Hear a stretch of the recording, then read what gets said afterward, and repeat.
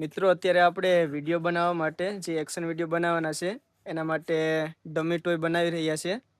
જેમ કે અત્યારે તમે જોઈ શકો છો.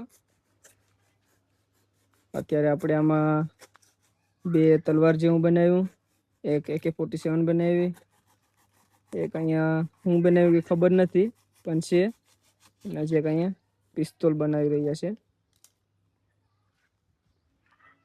આ બધું એટલા માટે બનાવી રહ્યા છે કારણ કે આગળ જતા આપણે એક્શન વિડીયો બનાવીએ અને એમાં જે આપણે હથિયાર જેવું વાપરીએ છીએ, જેમ કે સરી, સાકા, તલવાર, તો એના માટે આગળ જતા કંઈ પ્રોબ્લેમ ના આવે, કારણ કે આમાં ઘણો પ્રોબ્લેમ આવી શકે છે.